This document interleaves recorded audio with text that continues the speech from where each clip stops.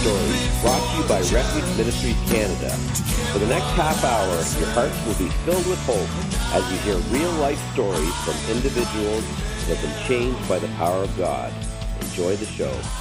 Welcome to Refuge Freedom Stories. I'm your guest host, Johnny T. And tonight my guest is EA Csolkovits. EA is a man who started with humble beginnings, but obviously born with an entrepreneurial spirit. He has become the founder and patriarch of Givers University, but along the way, he became the chairman of commerce at a jewelry store at a very young age, was a millionaire by the age of 23, has also created a 1,000-acre wildlife sanctuary. He is big into nutritional foods, health and wellness, a podcaster, and an author of many books. The list goes on and on. EA, you've had an incredibly interesting life. Thank you so much. I've certainly been blessed, that's for sure. So I'm sure that along the way, coming from humble beginnings, that would have grounded you to a certain sense of choosing to do the right thing in your success. I appreciate that. I live in Michigan now. I'm originally from the Chicagoland area. My father was a milkman. Back then, milk came in glass gallons. They probably switched to plastic because of how many I broke while helping my father on his route. But it was interesting to watch, and I mean, it's certainly an experience. At 5 years old, I would help him, and he'd get up at 3 a.m. because the small trucks, my father just had his own delivery. They were all owned by the deliverymen. Only the big 18-wheelers had refrigeration, so the small trucks, you had to go chop up your own ice. So he'd get up at 3 a.m. and with a big ice pick and chop up these big blocks of ice and put them on top of the milk. And you know what was really interesting, Johnny, was the fact that outside everyone's house was this milkman. It was a little box called the milkman box, right? And yep. And there was the note in there, and there was always money. And what was so interesting is that there was always money in the box, and no one touched it. Not one time did anyone. That was milkman money. I mean, you didn't touch milkman money, you know. I mean, and so a little bit different times, you know, than today. And but certainly very fond memories and a very humble upbringing. There's nothing, probably middle class and one notch under kind of upbringing, if you will. Certainly many fond memories of my father and working with him on his milk route. That's a blessing indeed. A lot of people don't have that. I come from England. I was born there, and I remember the milk truck in England. So I know exactly what you're talking about. Yeah, those days are long gone, that's for sure. Oh, yeah, for sure. How did you embrace the things that came before you with your entrepreneurial opportunities? They're vast, and there's a lot of difference in the different things that you've branched out into. How did that take place for you? I know that you got involved in the jewelry store at a young age and you were mentored by its owner, Sam Robbins. When you graduated from that and you started to move out into other things, did you sense a real purpose and direction? Did you sense your leading of God's hand in your life in the next step to take? I know your university is called Givers and Takers, and we'll get into that for sure. But did you sense that kind of direction or like a calling that led you down certain paths?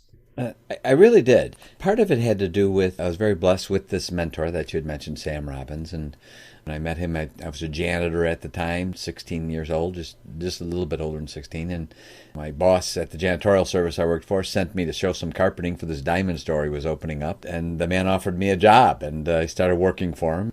When I first met him, he offered me a job, and I said, I don't know anything about diamonds. And he said, well, I'll teach you. And I said, I don't know. I said, I only know 2 things about diamonds. 1, they're really expensive. And 2, someday a lady's going to ask me for one. That's all I know. I don't know anything else about it. And he said, I'll teach you. And he really became the father I never had, even though I had a father. And I became the son he never had, even though he had a son. And it was interesting because with his background, he was Jewish, and he was actually studying to be a rabbi earlier in his life. He kept a kosher home. We had many dialogues, if you will, and even while he was mentoring me. And we talked about the Torah, and how the Torah, of course, is the first 5 books of the Bible, basically. And so we had many conversations about that. And so the things he was teaching me were always, I'll say, biblically based. Little did I know at that point, and I really didn't understand that the Holy Spirit was already starting to guide me in my decisions and what I was going to be doing later in my life. But he helped me with that grounding that was so important in my life. In ways I didn't even know at that time, if you will, because of the conversations, because of the teaching. And that's why I'm not only an advocate for having a mentor, but to make sure you get the right ones that have done it, not ones that I call educated idiots that have all the book knowledge, but they don't have any execution or implementation skills. They've never done it or they haven't lived it. And I was blessed that my mentor was that way. And so I did always feel that hand. And as I look back now after 40 years plus in business, I can see the definiteness of it. I don't always agree with cliches being factual, but a lot of them are. Not always, but some of them are. And certainly, the value of hindsight and being able to look back and see all the dots and how they perfectly connected together in such a way. And my walks to, I call it Jesus' woodshed, the blessings that happened as a direct result of that. And it truly is a blessing. And when people complain about every day or something, I say, hey, just try missing a few of them and then tell me if you got a problem or not, Every day is a gift. Every day, every breath of life is just a blessing. I'm not a believer in coincidences. I believe in divine meetings. God has a purpose for everything in our life, and he has a purpose for our life. And I know that in your university, you talk about the 3 I wills. Maybe you could talk a little bit about the 3 I wills, and then we can For sure. talk a little bit more about your perspective on givers and takers and how that relates back to that strong foundation. As you said, you build a house on a firm foundation, it's going to stand. Everything in every single course that's at Givers University, all of it, 100% of it is biblically parallel and based. 100%, not even most of it. I mean, all of it. Again, it had to do with 19 years old. I asked my mentor, I said, and he was already, very, very successful. And I could see that he truly was happy, not just, it wasn't a fake happy, and his happiness didn't revolve around his money.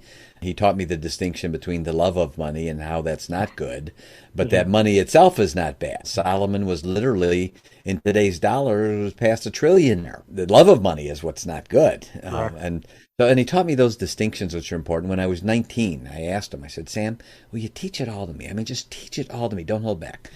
And he said, okay, I will. He said, but I want one thing from you. He said, when the time is right, and you will know that time, I want you to teach as many people as you can everything I've taught you. So at 19 years old, Johnny, I made a vow. I made an oath that today has actually manifested into what we call Givers University. He said, you're going to get tackled 1,000 times in your lifetime. First of all, get rid of the word failure. Get rid of it. He says, because it even sounds eternal. He said, reframe it and call it temporary defeat, because you're going to get tackled and it's going to happen 1,000 times.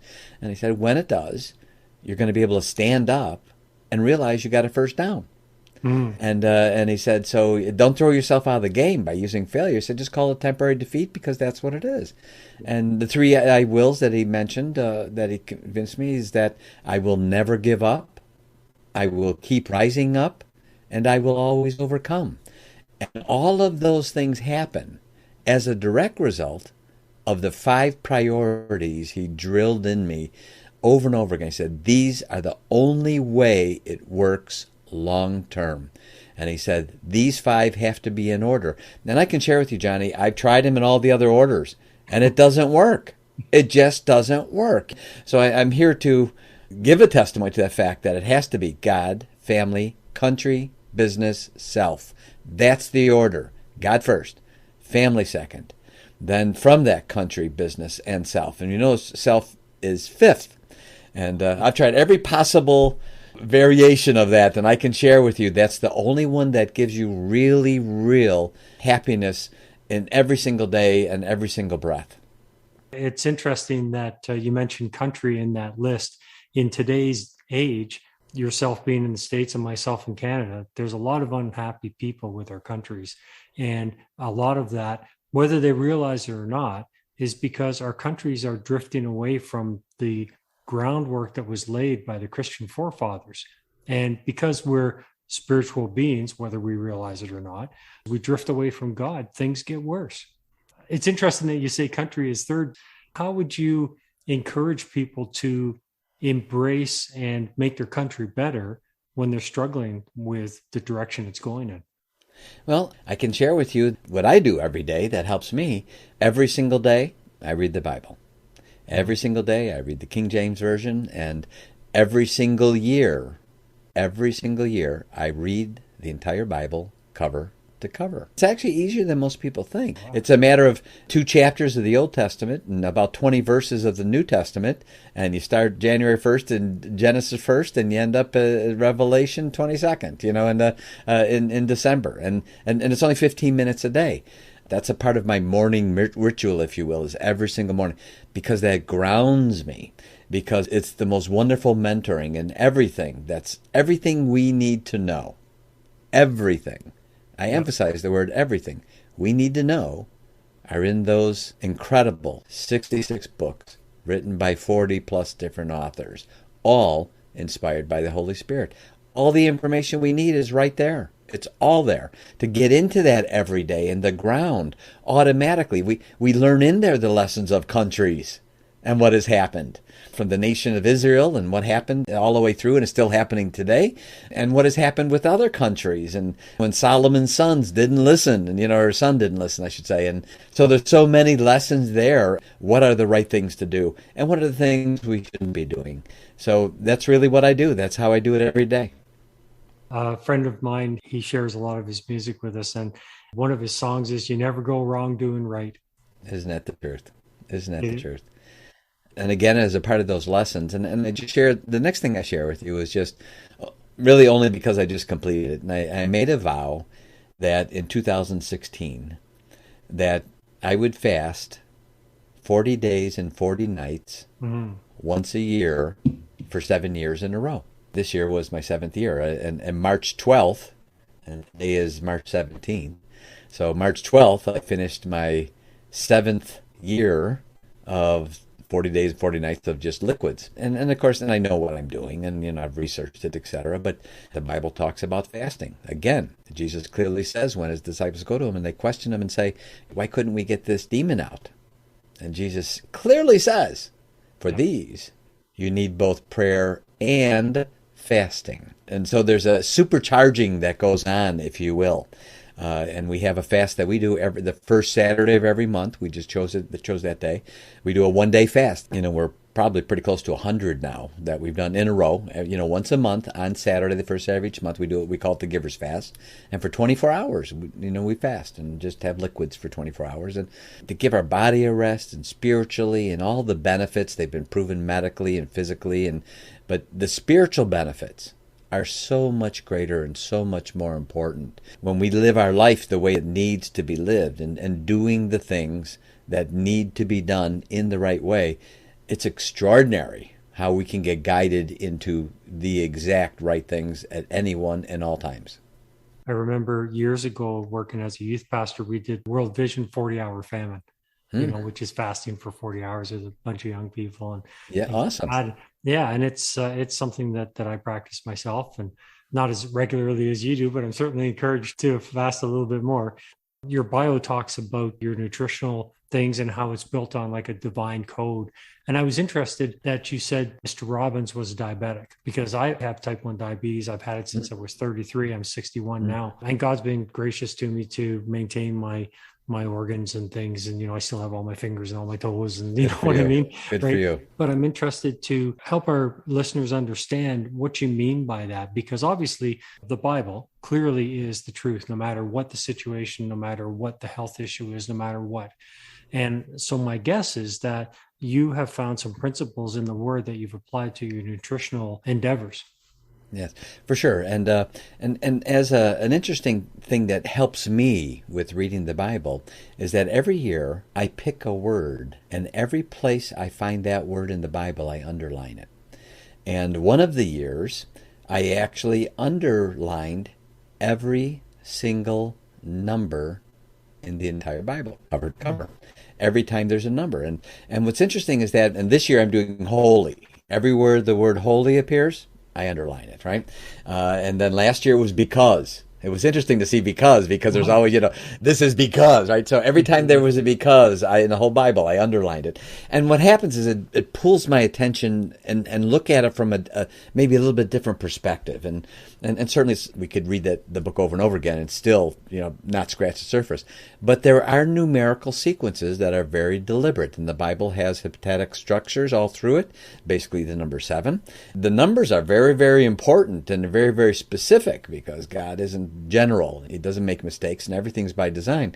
And also, I was fascinated in high school by something called the Fibonacci sequence, and how it appears everywhere. I mean, I could show you the Fibonacci sequence in trees, in a blade of grass, in flowers, in plants, in fruits.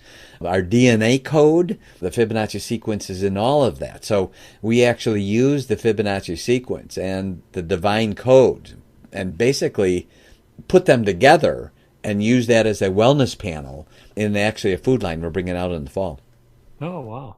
We're very excited about that because who can deny the Fibonacci sequence? That's in all life. We're very excited about doing that, and it's going to impact a lot of lives in a very positive way.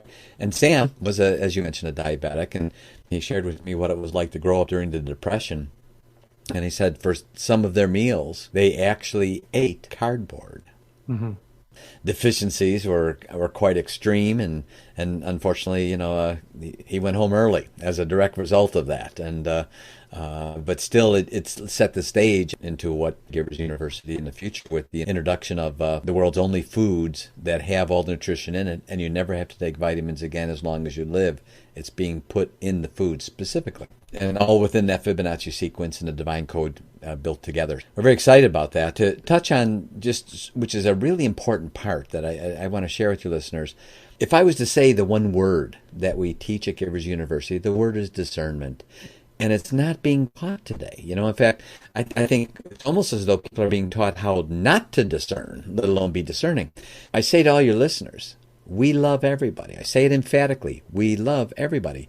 And we teach people how to separate the person who we love from their deeds, which we may not love. Mm-hmm. And we teach people, don't listen to what they're saying as much as you watch what they do. Because your talk talks and your walk talks, but your walk talks louder than your talk talks, right? Let's pay attention to the deed. So we teach people this observation skill to watch what people are doing, and then by observing them, and we actually even give checklists, look for these things. You may want to, now that you see them doing certain things, you may want to pull them in closer in your life, or because you see them doing certain things, begin to respectfully distance yourself, not rude or nasty.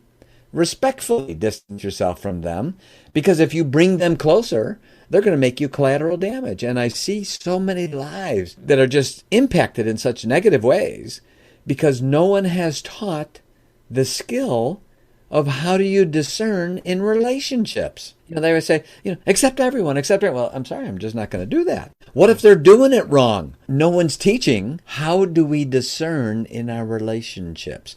And these things that we have through our courses, it's used in business, social, or even family. These are the ways to discern the things to look for.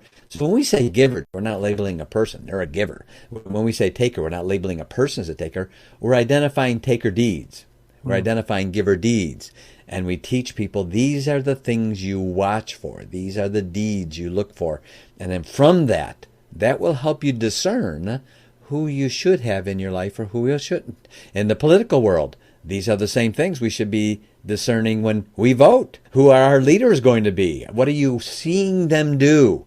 Don't listen to them tickling your ears. Pay attention to what they're doing and observe that. And we even have checklists that help people do it. We teach people how to discern which people they should pull in closer to themselves, because a giver will always bring with themselves wisdom, wealth, and wellness. By contrast, a taker will bring with them the 3 Ds, which are defeatism, disruption, and destruction. And we teach people how to discern their deeds, and from their deeds, make that decision. Should we pull them in closer, or should we respectfully, not rude or nasty, just respectfully distance ourselves? We love everyone, but there's some people, until they get their act together, or until they're saved properly, or until they're doing the things they need to do in their life. And we can tell. It's all manifest by watching their deeds. And we teach people, observe what they're doing, begin to discern in your relationships, and then watch how it impacts your life, because it is astonishing. We've interviewed quite a number of people that have come through some difficult relationships and things like that. And you're so right about not judging the person or not looking at the person based on who they are, but on what they do. God is no respecter of persons. We know that. For sure. So we need to we need to have that discernment to look at their heart and see where they're really coming from. And if they're struggling with something that's causing them to do those divisive or debilitating things or something, then we can help them because we can look at them through God's eyes. That's right. DATA. It's an acronym, stands for Declare and Turn Around, which, by the way, that's what repentance is. Right? not just saying it, but actually doing it. You can tell when someone's repented by their deeds and that they have turned around. That's what repentance means. So we actually call data reset, declare and turn around as a way, and this is how you can become more giverish in those instances, if you will. Right. Jesus said himself, go and sin no more, right? That's right. If somebody wants to find out more about how they can get information about Givers University, where would they go? Simply go to our website. It's giversuniversity.com, plural, giversuniversity.com. They'll see a place to sign up for our newsletter. It's absolutely free. Now, as soon as they sign up, because we're not spammer, they're going to get an email that says, do you want to talk with these people? If they don't respond to that, they get no further communications from us. So they have to say yes. And then when they do, 2 hours later, they're going to get the 25 do's, an actual checklist you can follow to help in the discernment of your relationship in a checklist format, very granular. Watch them doing these things. And then from that, every Thursday, we send out one email a week. It's about a 5-minute read. Sometimes there's a video clip in it. And also they can go to, and that's every Thursday. And then they find out about us and our courses, overtime, etc. But every week we send them what's called the Giver's Toolbox. And it actually is a relationship tool that we give them every week that they can add to their relationship toolbox. And then they can also go to our YouTube channel. Again, just put in, it's one word with no spaces, Givers University. And then they'll look for a playlist that says how to form your giver community. And it's 2-minute clips. Right now there's 19 of them. We're going to have a total of 21. But it basically, we walk through what's the difference between a giver community and a taker community. And step by step by step, what do you do to form that community of the right people around you that are going to have such an influence on your life in so many ways and many unspeakable ways unless we actually observe it. So go to our website, go to our YouTube channel. It's all free. We love to be able to provide it and just doing the right work. Let me ask you one last question. We're getting close on our time here. If you're going to leave one thought about God for our audience, what would you tell them? I would say read Ecclesiastes a few times. There's nothing new, and that it really is vanity. And, you know, when we can humble ourselves before God, that's really what it is, because we know He hates pride. Do not underestimate Satan's power. Read Job and see once he gets permission, because he had to ask permission all the time, but look at what he's capable of doing. He can control the weather. It's right there. You know, this is what happens. I call that the worst day ever. So I would say that be humble. Be willing to learn and let the Holy Spirit be your guide and know that He's always there, no matter what, and so forgiving, and the grace that we have that we don't have to work for. It's a gift, because if we had to work for it, it wouldn't be a gift. It wouldn't be grace. And what a blessing we all have. Thank you so much for having me on your show, and I pray that we touch a lot of lives. Absolutely. And it's been a blessing to have you here and congratulate you on being obedient to God's direction in your life, because you're going to reach a lot of people through that. Thanks so much. It's been a real pleasure. You're welcome. As we say at Givers University, don't have a good day. Have your best day ever. Amen to that. Therefore, since we are surrounded by such a great cloud of witnesses, let us throw off everything that hinders and the sin that so easily entangles.